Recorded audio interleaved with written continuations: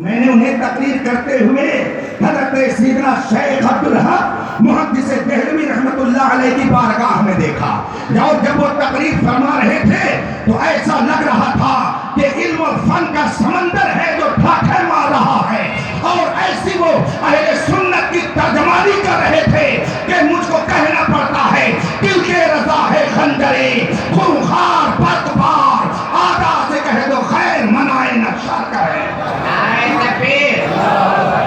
میں نے حضرت قاضی اہل سنت رحمت اللہ تعالی علیہ کو تقریر کرتے ہوئے جب دیکھا، خاموشی سے میں بیٹھ گیا۔ اس سے مقدس تھا حضرت سیدنا شیخ عبدالحق محدث دہلوی علیہ رحمہ کا، اور جو بات آپ فرماتے تو اس کو دلیل کے طور پر اس کی دلیل جب پیش کرتے تو فرماتے میں نہیں کہتا، وہ کہہ رہے ہیں جو وہاں تشریف فرما ہے، وہ فرماتے ہیں جو وہاں بیٹھے ہوئے ہیں۔ اے دہلی کے رہنے والوں، تم اس عقیدے پر چلو دہلی کے 22 خواجہ نے جو تمہیں عقیدہ عطا فرمایا ہے، اس تعلیم پر عمل کرو جو اسلاف نے تمہیں دیا ہے۔ خدا کی قسم ان کی تعلیمات پر اگر عمل کرو گے تو دنیا میں بھی سرخرو رہو گے اور آخرت میں بھی سرخرو رہو گے۔ ہم نے حضرت مفتی اعظم دہلی سمر میاں رحمت اللہ تعالی علیہ کو ایک پیر کی شکل میں بھی دیکھا ہے۔ ہو سکتا ہے میوات علاقے کے بہت سارے لوگ یہاں موجود ہوں۔ حضرت مجھ پر ایسا کرم فرماتے تھے کہ اپنے حلقہ ارادت میں حضرت نے مجھے یاد فرمایا۔ میں ہریانہ کے علاقے میں گیا، اپنے مریدوں کے دل میں انہوں نے جو اسلام کی اور ایک شیخ کامل کی عظمت کا جو ہنر دیا ہے، اس کو دیکھ کر کے اچ کرنا پڑتا ہے کہ آپ اگر لوگوں کی جسمانی تربیت اور ان کے جسمانی علاج کی طرف متوجہ رہتے تھے تو اپنے حلقہ ارادت سے منسلک ہونے والوں کی روحانی تربیت بھی فرمایا کرتے تھے۔ ہم نے ان کو بحیثیت جسمانی طبیب بھی دیکھا ہے۔ ابھی آپ نے سنا کہ حضرت کے مقدس حجرے میں دواؤں کا انبار رہتا، وہ دوائیں کس کے لیے ہوتی تھی؟ ان غریب مسلمانوں کے لیے، آنے والوں کے لیے۔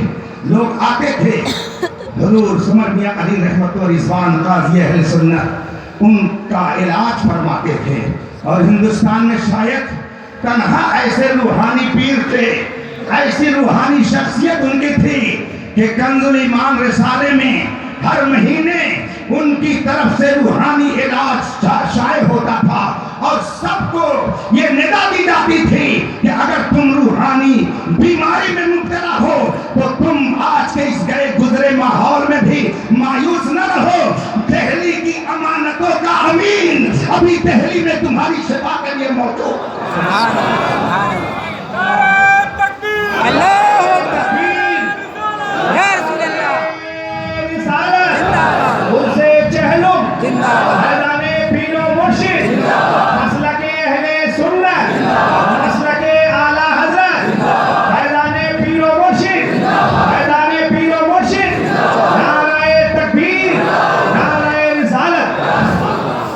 ہم نے ان کو سماجی خدمات کرتے ہوئے بھی دیکھا ہے۔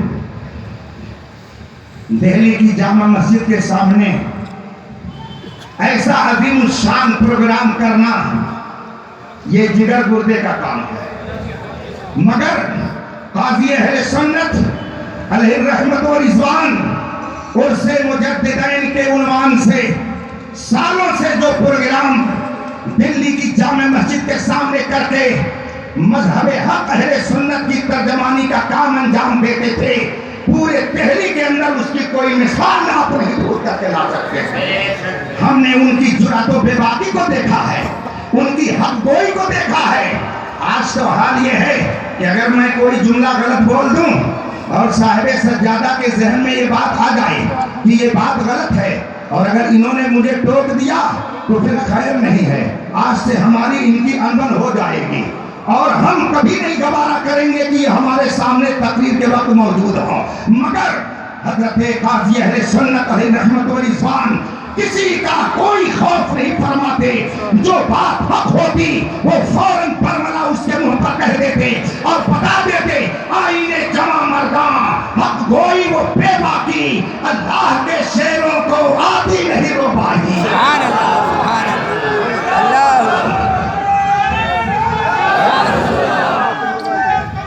زندہ باد مفتی محمد زندہ باد. حضرات، وہ جانے والا ایک فرد نہیں تھا، وہ جانے والا ایک شخص نہیں تھا. بستی بسنا کھیل نہیں ہے، بستے بستے بستی ہے. اتنا مجمع کوئی اور دوسرا آسانی سے اکٹھا کر لے.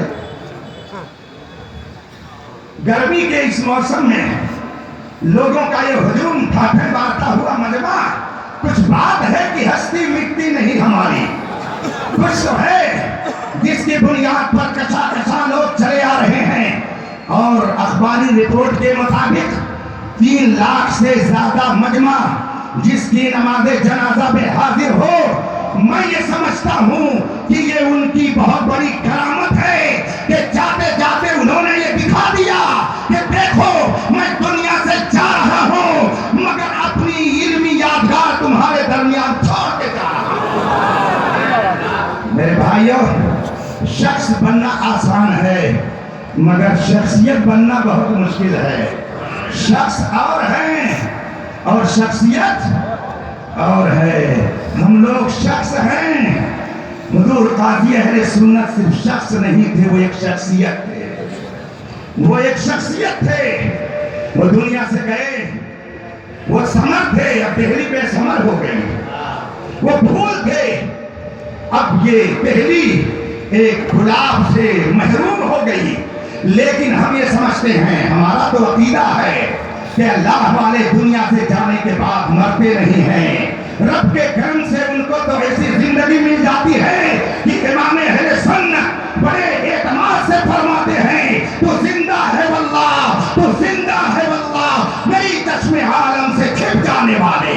حضرت سیدنا شاہ ولی اللہ محدث دہلوی رحمۃ اللہ علیہ، جن کا مزار مبارک اسی دہلی میں مرج خلائق ہے، وہ فرماتے ہیں اذا تحیرتم فی الامور فاستعینوا باصحاب القبور.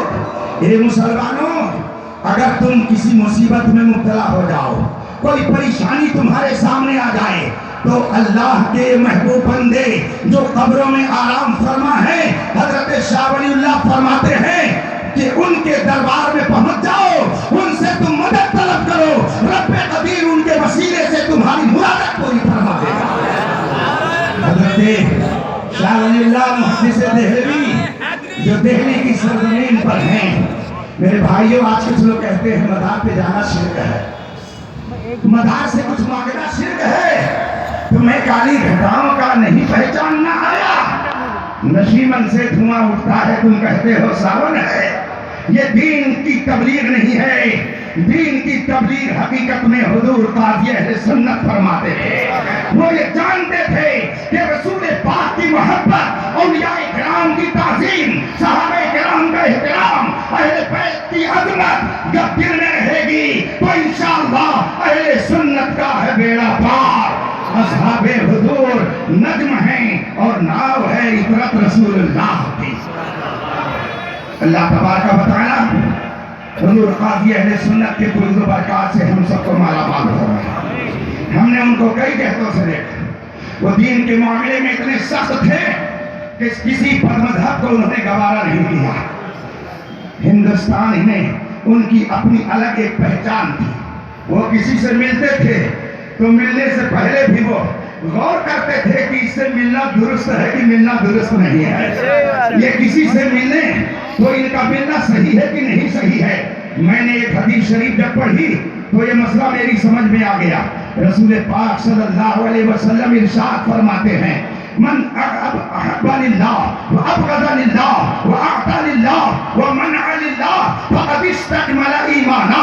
جس نے اللہ کے لیے محبت کی اور جس نے اللہ کے لیے کسی سے نفرت کی، جس نے اللہ کے لیے کسی کو دیا، جس نے اللہ کے لیے کسی سے اپنا ہاتھ روکا، تو وہ اب ادھورا مومن نہیں ہے، وہ مومن کامل ہے. حضور قاضی اہل سنت بلا شبہ اس حدیث پاک پر عمل کرتے تھے. اس لیے جب وہ دنیا سے گئے تو عرش پر دھومیں مچی، وہ مومن صالح ملا، فرش پر ماتم اٹھے، وہ طیب و طاہر گیا.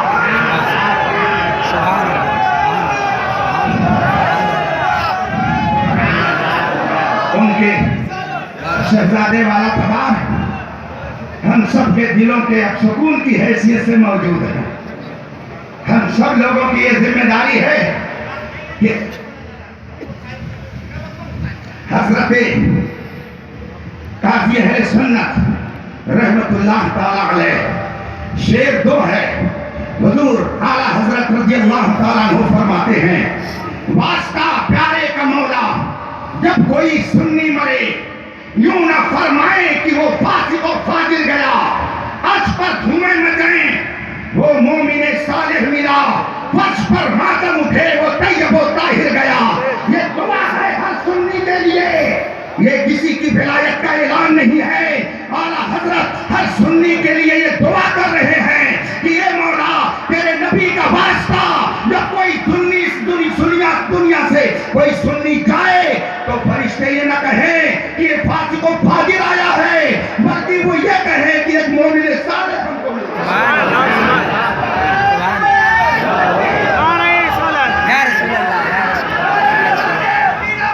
زندہ زندہ زندہ زندہ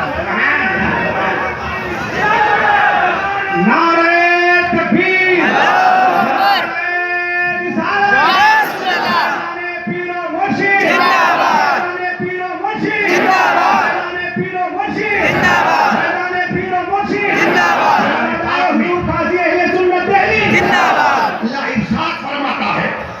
اے مومنوں تم رب کی بارگاہ میں دعا کرو ربنا اغفر لنا ولاخواننا الذین سبقونا بالایمان. اے مولا تو ہماری بھی مغفرت فرما اور ہم سے پہلے جو ایمان کے ساتھ دنیا سے چلے گئے ان کی بھی مغفرت فرما.